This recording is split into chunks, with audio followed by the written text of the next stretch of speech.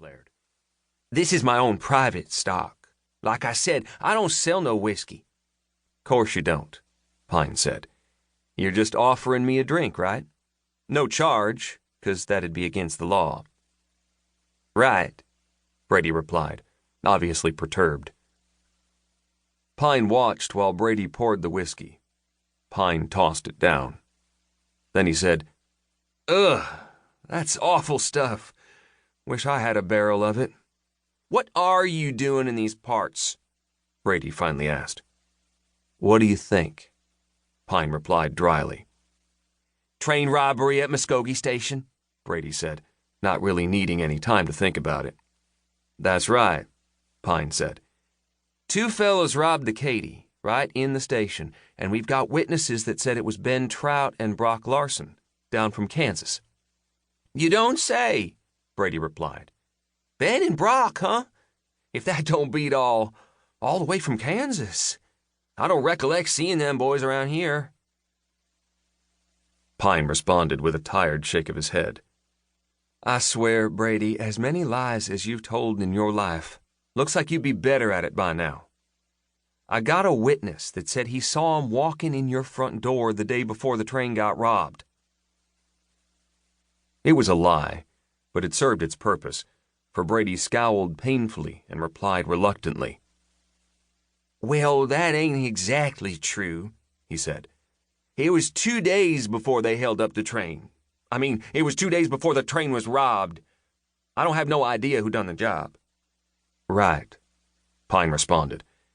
2 days before, so I reckon they might not have been in town when the Katy was robbed, right?" There was little doubt in his mind that the holdup was the work of the two notorious outlaws, now that he had confirmation that they had been there. Trout and Larsen had robbed trains down in Texas and had stayed one step ahead of the Texas Rangers. It figured that they had deemed it better for their health to take their business to Oklahoma Indian Territory and closer to Kansas.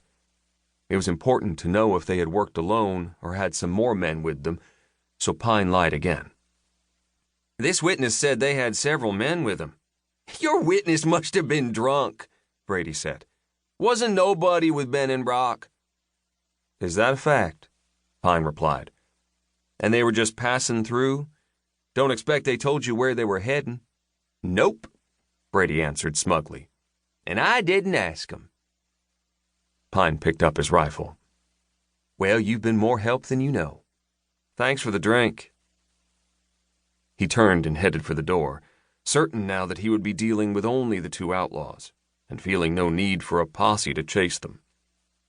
Still, he would have deputized Sam Blackcrow to help him if Sam had not ridden up to Tahlequah. The problem to be solved first was to find out which way the outlaws went after they robbed the train. He figured it could be any direction but east. That left a hell of a lot of territory to search and amounted to a waste of time unless he could pick up their trail. The Texas Rangers had not been able to catch up with Trout and Larsen, and now it was time to see if he would have better luck. Outside Brady's trading post, Pine stood for a moment, looking up and down the one deserted street of the tiny settlement. After a moment, he decided to go talk to the station master in hopes he had not been too frightened during the robbery to remember which way the train robbers had fled. He led his horse down the short street to the railroad tracks and the station master's shack.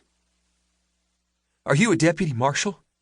Elmore Wiggins asked when the tall, rail-thin lawman came up to his window. When Pine said that he was, Wiggins asked, "It's a little bit late to show up looking for those bandits, ain't it?" "Maybe," Pine allowed. "Depends on what you can tell me to help me out." "All I can tell you is 2 men popped up from behind my shack when the train pulled to a stop. One of them stuck a gun in my back and marched me to the cab of the engine and kept me and the engineer at gunpoint while the other one went through the passenger car, robbing the passengers. Then he hollered for the guard inside the mail car to open up, or he was going to shoot the conductor and the engineer. Then when the guard opened the door, he shot him down, just because he didn't do it fast enough." "Did you see which way they headed out of town?" Pine asked. "Hell no," Wiggins said. "They made me and the engineer and the conductor get in the mail car. Then they shut us in and took off. There weren't no way I could tell which way they went." "I saw which way they rode out of town." Pine heard the voice behind him.